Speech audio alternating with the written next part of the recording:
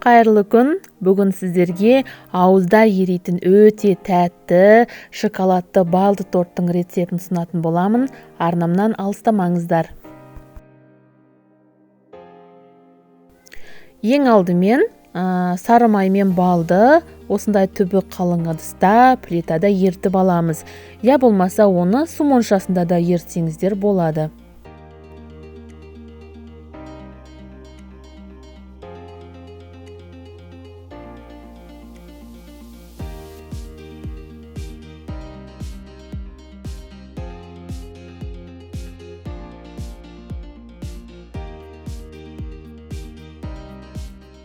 Сары май мен бал ерігенше жақсылап араластырып отырамыз. Содан кейін оның үстіне ас содасын салып, үздіксіз біздің массамыз көпіршіктеніп, карамельді түске енгенше жақсылап араластырамыз.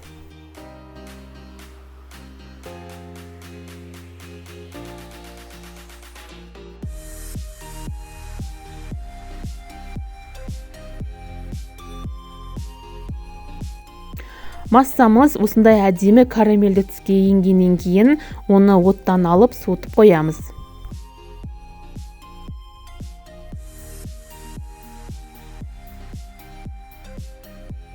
Келесі кезекте басқа ыдысқа жұмыртқа, қант және тұзды жақсылап біздің массамыз 2 есе ұлғайғанша миксерлейміз.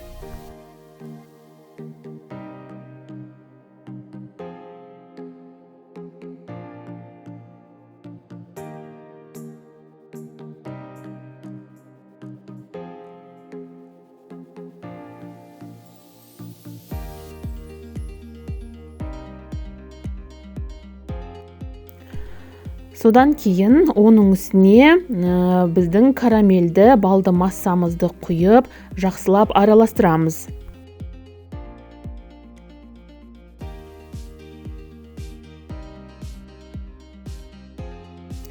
Содан кейін үстіне какао және ұнды қосып, жақсылап жұп-жұмсақ қып қамыр илейміз.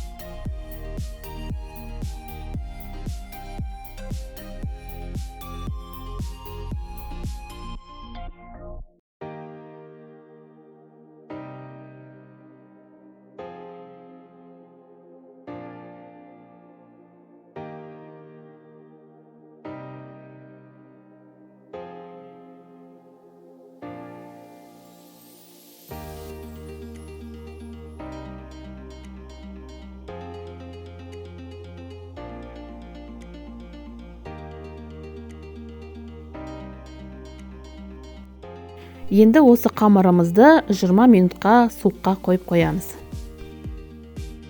20 минут уақытымыз өткеннен кейін қамырымызды алып, оны теңдей 7 бөлікке бөлеміз.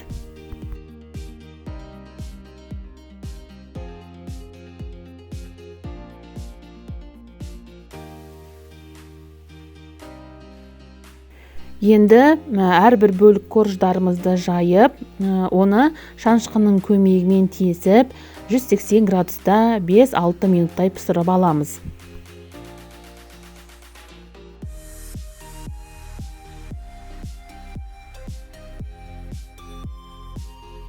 Пісқан корждарымызды өзімізге қажетті диаметрде кесіп аламыз. Осындай ретпен барлық бөлік корждарымызды пісіріп аламыз.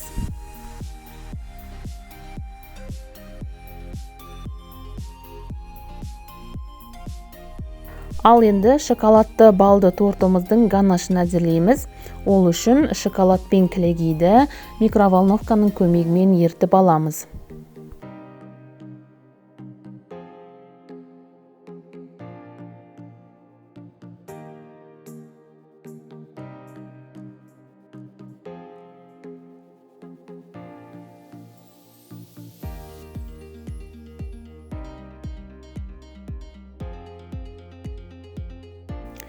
Енді тортымыздың кремін әзірлейміз. Ол үшін проценті жоғары қаймақ, бал және де қант ұнтағын қосып, жақсылап миксерлейміз.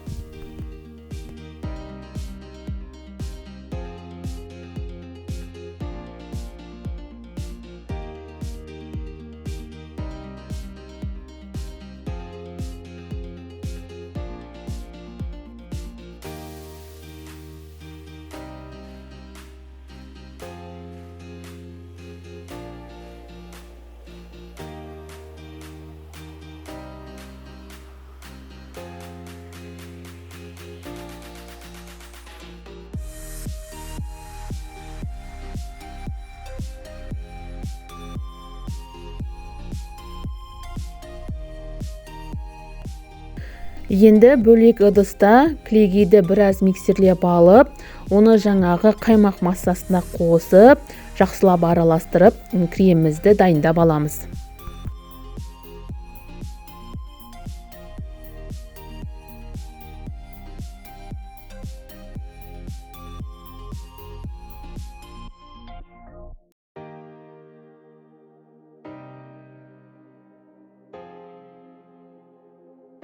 Енді тортымызды жинаймыз. Видеода көрсетілгендей, ең бірінші корж, содан кейін кремімізді жағамыз, содан кейін үстіне екінші коржымызды салып, жаңағы әзірлеп алған ганашымызды құямыз.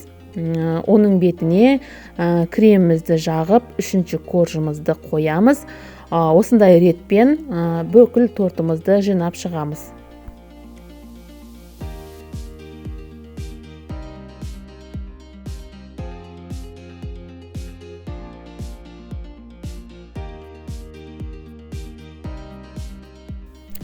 Тортымызды жинағаннан кейін оны 1 сағаттай холодильникке қойып қоямыз.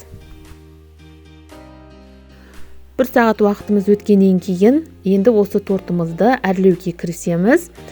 Ол үшін мен бағанағы қалған ганашты бетіне құйдым.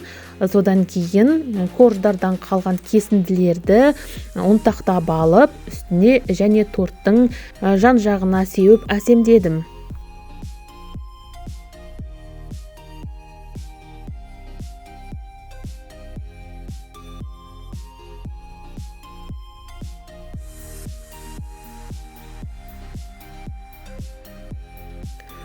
Дайын болған тортымыздың бетін өзіміздің қалауымызша әсемдейміз. Осындай рецептпен шоколадты балды тортты жасауға кеңес беремін. Өте нәзік, тәтті, ауызда еритін торт болып шығады. Назарларыңызға рахмет. Арнама жазылуды ұмытпаңыздар.